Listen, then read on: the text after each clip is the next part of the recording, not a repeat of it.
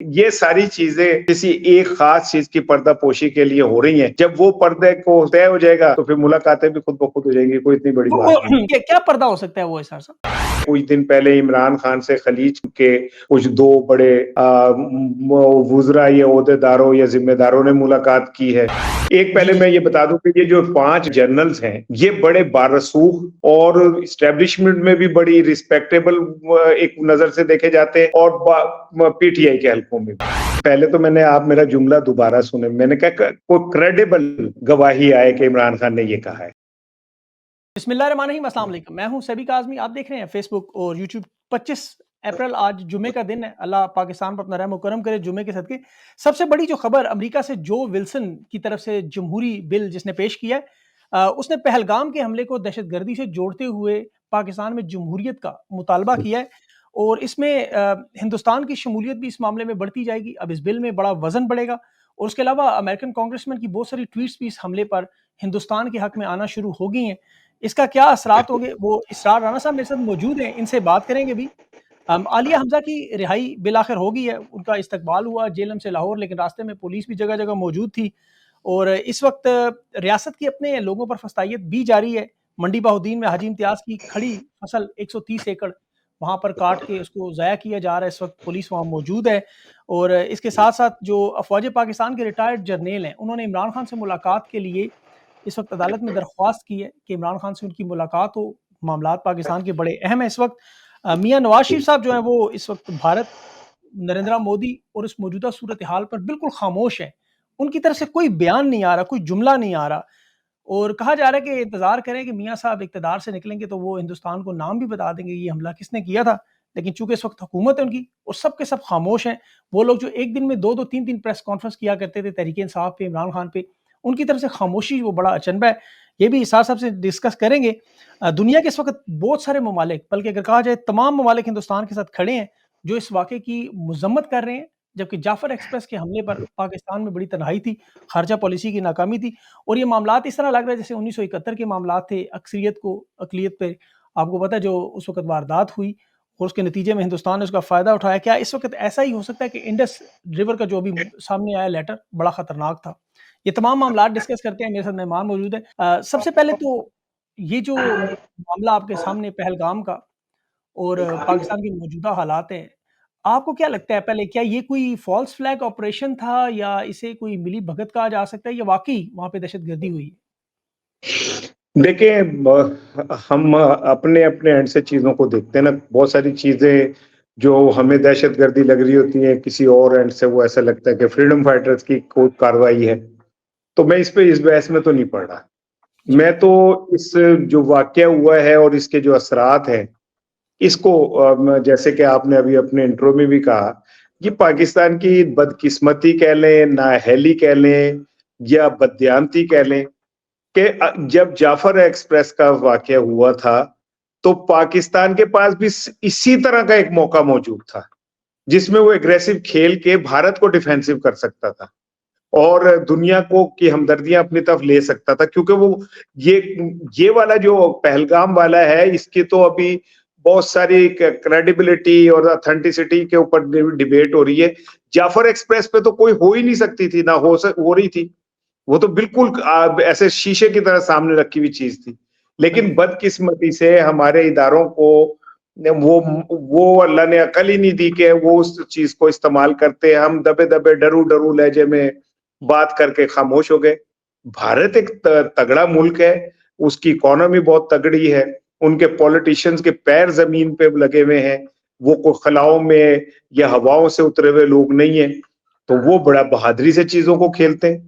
तो ये जो वाकया हुआ, इसमें खैर बहुत सारे डिबेटेबल चीजें हैं कि 7 लाख फौज के होते हुए इतना आजादाना कार्रवाई कैसे हो गई, अभी तक लाशें क्यों नहीं दिखाई गई, विद इन नो मिनट्स भारतीय मीडिया इतना एक्टिव कैसे हो गया और with in few hours Bharat ने इतने बड़े स्टेप्स कैसे ले लिए। ऐसे लग रहा है कि जैसे कोई सब स्क्रिप्टेड चीज थी जो होती चली गई, लेकिन भारत हो गई है और दुनिया जो है वो भारत के पलड़े में अपना वजन डाल रही है। हम एक बार फिर आलमी तौर पे एक तन्हाई का कह लें या निग्लेक्ट होने का कह लें, या हम अपनी जो जुर्म ज़ईफ़ी है, उसे कह लें, उसकी सज़ा भुगत रहे हैं हम इस टाइम। बिल्कुल। अच्छा ये आपने जो बात की सिक्योरिटी फेलियर तो सर है, इसमें तो कोई शक नहीं, इतना बड़ा मुल्क है और वो सँभाल नहीं सके 400 किलोमीटर लोग चल के आके सारा कुछ करके। लेकिन पाकिस्तान में भी ऐसे 9 मई में जो मिलिट्री इंस्टॉलेशन पे हमला हुआ, जिस तरह उसको नैरेटिव बिल्ड किया गया कि वहाँ पर सिक्योरिटी नहीं थी बिल्कुल भी, वो सवाल भी उठते हैं। फिर यहाँ पे भी सीसीटीवी फुटेजेस आज तक नहीं पेश किए जा सके, अदालतों में केसेस नहीं पेश किए जा सके। इमरान खान साहब के आपको पता है जो हवाले से बयानात हैं। तो इन दोनों मामलात में देखा जाए तो फेलियर तो नज़र आता है कि स्टेट से हो सकता है सिक्योरिटी फेलियर।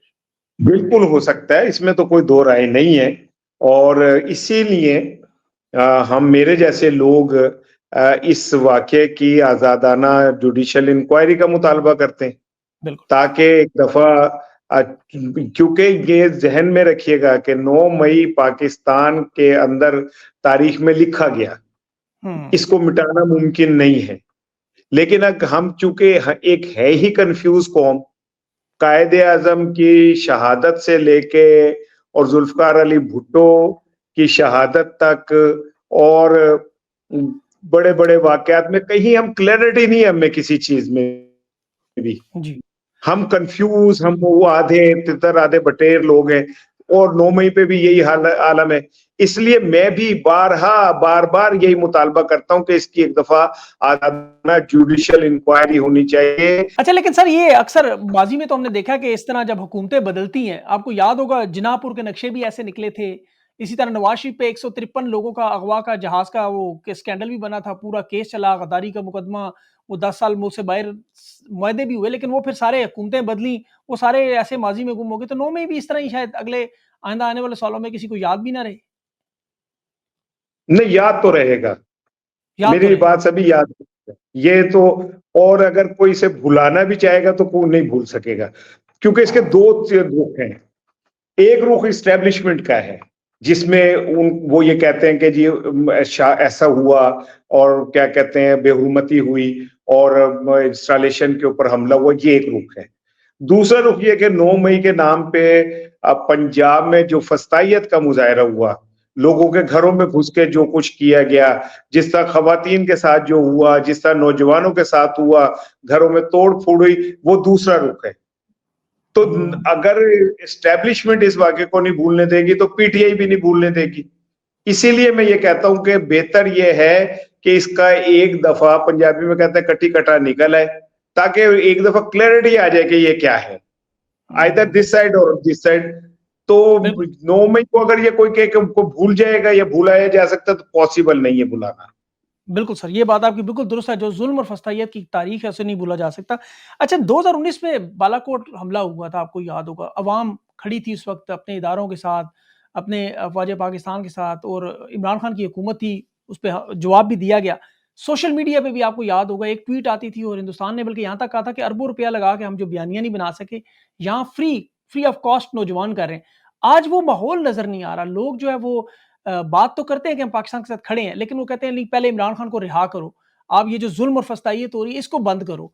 मुल्क में हमारा इलेक्शन लूटा है वो वापस करो, मैंडेट वापस करो, फिर हम आपके साथ खड़े हैं। आप इसे कैसे देखते हैं सारे मामले को? या देखिए, मैं एक बात बताऊँ, मैं तो बार-बार ये कहता हूँ, पाकिस्तान में मेरा ख़्याल है जो चंद लोग यहाँ रह के इमरान खान के बयानिए के साथ खड़े में बहादुरी से, शायद कहीं उसमें मेरा नाम भी शामिल हो, जो मुल्क से नहीं भागे और यहाँ पे बैठ के बात कर रहे हैं। लेकिन मैं इस मौके के ऊपर किसी इफ एंड बट के बगैर मैं अपने पाक फौज के साथ खड़ा हूं। ठीक। क्योंकि मेरा मुल्क है तो मेरी सियासत है, मेरा मुल्क है तो बाकी चीजें हैं। बिल्कुल। हाँ, जो हमारी लड़ाइयां हैं, जो हमें एस्टेब्लिशमेंट से गिले शिकवे, वो हम खत्म नहीं कर रहे, ना दुरुस्त। हम उन्हें पीछे कर रहे। लेकिन इस वक्त हमें भारत का को फेस करना है और वो हम पूरी ताकत से करेंगे। और रही बात ये कि जो हमारे अंदर हो रहा है, तो मुझे ऐसा लगता है कि कहीं इमरान खान की जरूरत एस्टेब्लिशमेंट को पड़ गई है। और आज अमरीकी जो डिप्टी चीफ डी मिशन है यहाँ पे, उन्होंने बैरिस्टर गौहर से भी मुलाकात की है। अच्छा। और मेरे ये है कि कुछ दिन पहले इमरान खान से खलीज के कुछ 2 बड़े वुज़रा या ओहदेदारों या जिम्मेदारों ने मुलाकात की है। ये इमरान जो खान से? 5 जी। ये जो अच्छा, ये 5 सर ये तो बड़ी एक जो मिनट, ये तो बड़ी ब्रेकिंग खबर आपने बताई है। एक तो अमेरिकी मुलाकात बैरिस्टर गौर से और दूसरी जी, क्या अरब दुनिया के कुछ लोगों की इमरान खान से कुछ मुलाकात? हाँ, इत्तलात हैं कि उन्होंने इमरान खान से मुलाकात की है और कुछ पैगाम उनको पूछे। एक्चुअली 2 चीज़ें आज मैं अब आपके प्रोग्राम में बताऊँ। एक जी, पहले जी। मैं ये बता दूँ कि ये जो 5 रिटायर्ड जनरल्स हैं, ये बड़े बारसूख और एस्टेब्लिशमेंट में भी बड़ी रिस्पेक्टेबल एक नज़र से देखे जाते हैं और पीटीआई के हलकों में भी। कौन इनका से जो 5 ये जन हैं सर? ये किन 5 अब जने हैं? मैं मुझे ना वो नाम मेरी ना एज उम्र के साथ ना सबसे पहला असर ना याददाश्त पे होता है, नाम भूल जाते हैं आप। चलिए तो ठीक है। अगर मुझे पता होता आपने नाम पूछने तो मेरे पास लिखे हुए हैं, मैं वो आपको शेयर भी करूंगा। उन्होंने दरखास्त ठीक। दी जी, और जी। ये आप समझें कि अब मैं आपको एक चीज बताऊं, जो अब इस्टेब्लिशमेंट और इमरान खान में एक सबसे बड़ा खला है, वो है एतमाद साजी का। हुँ। दोनों तरफ से एक दूसरे पे ट्रस्ट जो लेवल है ना वो बहुत कम है।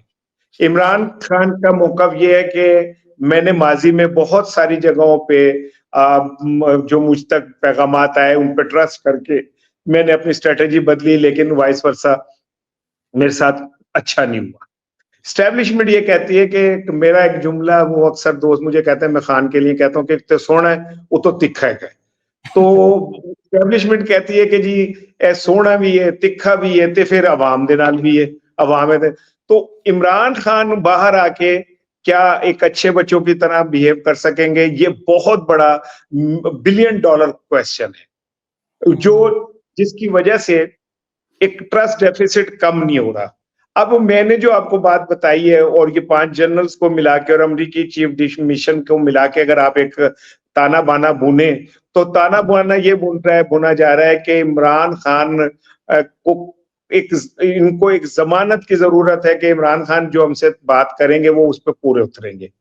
ठीक है। जी। दूसरी चीज ये है कि ये इमरान खान ऑलमोस्ट गेम जीत चुका है और अब तो सिर्फ ये है कि किसी तरह इमरान खान आए तो हमारा भी शिमला बुलंद रहे और हमारा भी हम हमारी फेस सेविंग रहे। दूसरी चीज ये है, मेरी राय है एक जर्नलिस्ट के तौर पे, कि इस वक्त आगे पाकिस्तान को अगर किसी शख्स की कमी महसूस हो रही है तो वो इमरान खान है। दुरुस्त।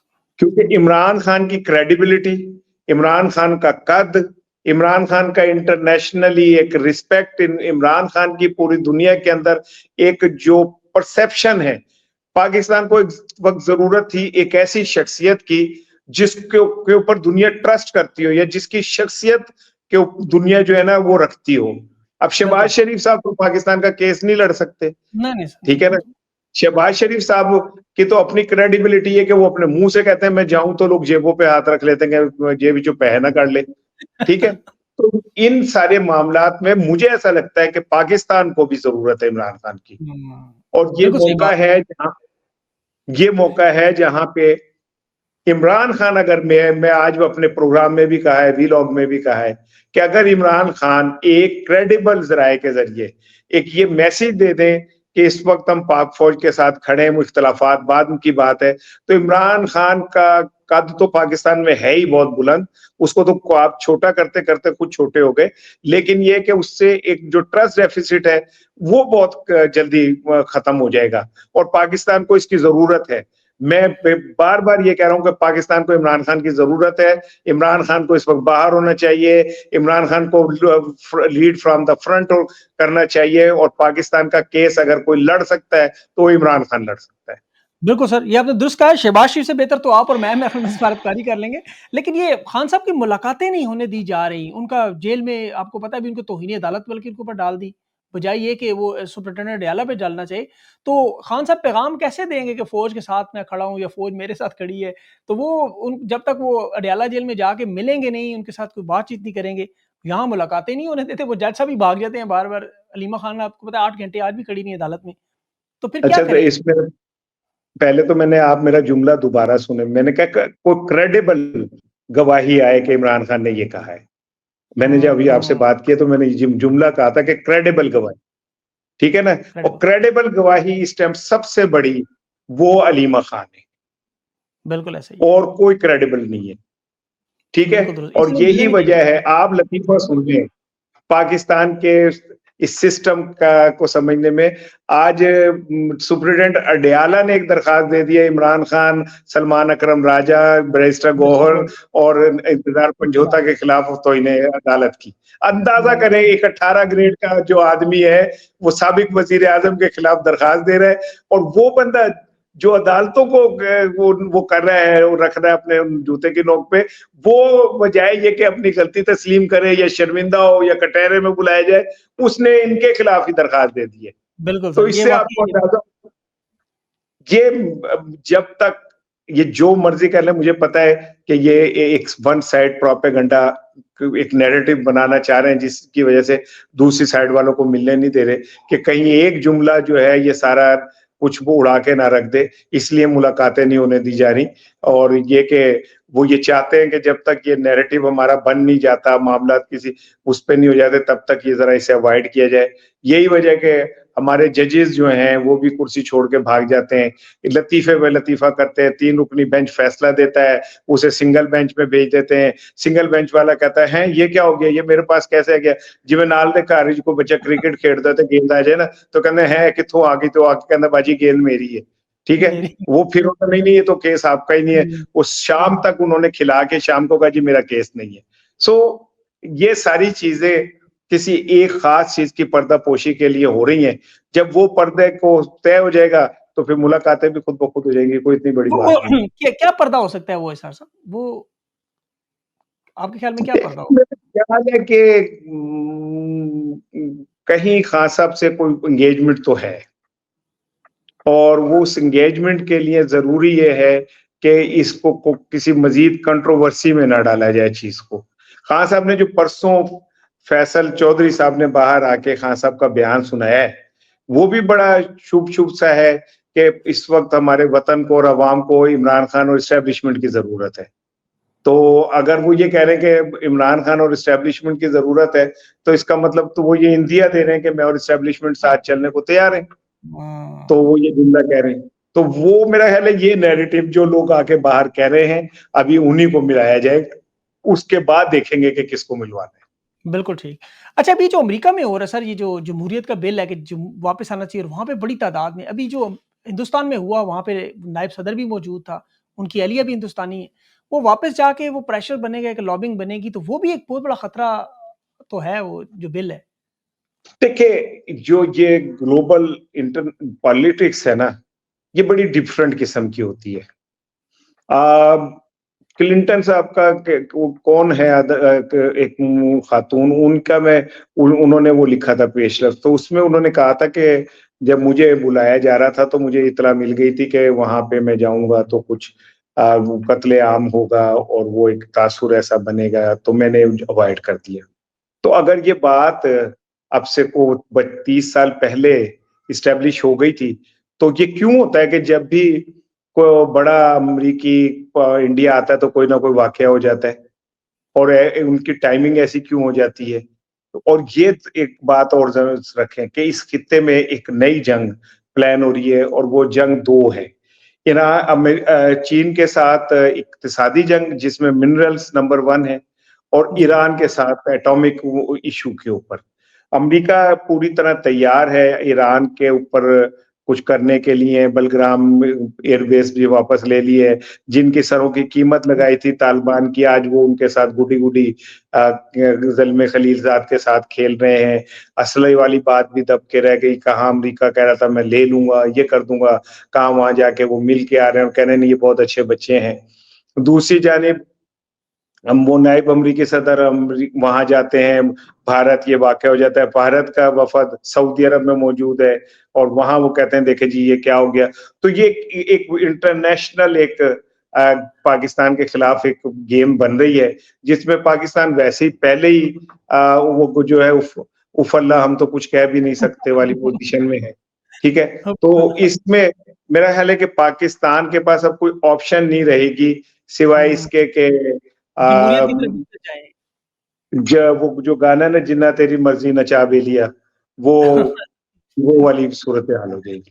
मियाँ साहब क्यों इतने खामोश हैं सारे? ये मतलब भाई उनका वज़ीर-ए-आज़म है, बेटी उनकी वज़ीर-ए-आला है, एक-एक दिन में 3-3 प्रेस कॉन्फ्रेंसें कर देते हैं, तहरीक-ए-इंसाफ की बात हो, सारे के सारे मतलब सामने आ जाते हैं। तो यहाँ पे अचानक खामोश, बिल्कुल गुमसुम, मतलब पता नहीं क्या हो गया, मतलब वाक़या हिंदुस्तान में हुआ, परेशानी इनको लगी हुई है। एक तो कल से आज तक लोगों में इमरान खान की जो तकरीर है ना, वो जो उसने बतौर वज़ीर आज़म की थी कि आप हम पे हमला करेंगे तो हम रिटेलिएट नहीं करेंगे, बल्कि हम आपको मुँह तोड़ जवाब देंगे। वो बिल्कुल, बड़ी लोगों में तक़सीम हो रही है। और मियाँ साहब इसलिए खामोश हैं कि उन्हें मेरा ख़्याल है आज बता दिया जाएगा कि आपने कल क्या कहना है, तो फिर वो कह देंगे जो भी उन्हें बता दिया जाएगा, इसलिए वो खामोश हैं। केपी हाँ, के काबीना ने आज कंडेम कर दिया भारत को, पंजाब हुकूमत अभी खामोश है, उन्हें भी मेरा ख़्याल है कल तक कुछ कह दिया जाएगा कि इस तरह कर लें, तो वो फिर उस तरह कर लेंगे। हाँ, जिस तरह वाई कमीशन में मुज़ाहिरा भी करवा लिया गया है, वो डी चौक से गुज़ार के सारे मुज़ाहिरीन हिंदुस्तान कमीशन भी पहुँच गए सर आज। अच्छा, ये आखिरी सर बड़ा अहम क्वेश्चन, जो 1971 में आपको याद होगा कुछ, ज़ाहिर है मैंने तो तारीख पढ़ी है, मैं तो उस वक़्त नहीं था। लेकिन जो मामलात थे, जिस तरह अक़लियत को अक्सरियत के ऊपर मुसल्लत कर दिया गया, जिसका फ़ायदा हिंदुस्तान ने उठाया। आज जिस तरह कौम को अगर इस तरह तक़सीम किया जाए, इस तरह की वारदात हो, तो खुदा न ख़्वास्ता जैसा बलूचिस्तान के हालात हैं, केपी के हालात हैं, ये मामला बिगड़ सकता है, तो इसका हल क्या है? क्या ये फस्तायत रोकनी पड़ेगी, जैसे मंडी बहाउद्दीन में आलिया हमज़ा, सालार काकड़, सद्दाम तरीन, इन लोगों को भी छोड़ना पड़ेगा खैर सगाली के तौर पे पहले, मामलात ठीक करने के लिए? बात ये है कि ये तो अब करना पड़ेगा। अब मामलात इस हद तक बिगड़ गए हैं कि अब इनके सुधार के लिए कुछ फैसले तो करने पड़ेंगे। और लेकिन ये 71 नहीं है और ये अब एक इट्स अ डिफरेंट एरा, तो भारत के लिए इतना आसान नहीं है। उस टाइम तो इंडिया का जो वज़ीर आज़म है, मुशर्रफ गुजरात, वो भी एतराफ़ करता है कि वो इंटरनेशनल दहशतगर्द था और वो एक मुक्ति बाहिनी के साथ जाके तक़सीम पाकिस्तान में लड़ता रहा है। बिल्कुल। तो ठीक है, बलूचिस्तान के हालात बहुत ख़राब हैं, केपी के बहुत सारे ख़राब हैं, लेकिन हम क्या करें कि हमारे पास कोई ऑप्शन नहीं है। उसकी 2 रीज़न है, एक तो ये कि हमारे पास गरीब के पास ज़्यादा अल्लाह ताला खूबसूरत वो ना दे, जी, जी। चौधरियाँ दे दिल ख़राब होंदे रहंदे ने। तो हमारे पास मिनरल्स हैं, हमारे पास बहुत कुछ है, फिर हमारे पास हमारे क़ानून भी पास है। ग्वादर पोर्ट है, तो अब कम हमारे पास सब कुछ है। वो कहते हैं हमारा डाटा बहुत है, लेकिन हमारे पास अकल कम है, तो इसलिए हमें हर दफ़ा इसी तरह का सामना करना पड़ता है। बिल्कुल सही बात है। लेकिन हमें मेरा ख़्याल है कि अब अपनी सबक सीखना से चाहिए सीख लेना बिल्कुल, चाहिए। बिल्कुल सही बात है, बिल्कुल सही। साहब साहब आपने अपना सर टाइम दिया, और आप काफ़ी रात हो गई, मैं आपका बड़ा मशकूर हूँ, और इंशाल्लाह will be in touch again sir, आपसे दोबारा, आपसे बड़ा खुशी हुई मुझे, आपकी जो बातें हैं बड़ी मज़े की होती हैं, तो इंशाल्लाह दोबारा आपसे ज़रूर राब्ता होगा इंशा सर। बहुत-बहुत शुक्रिया।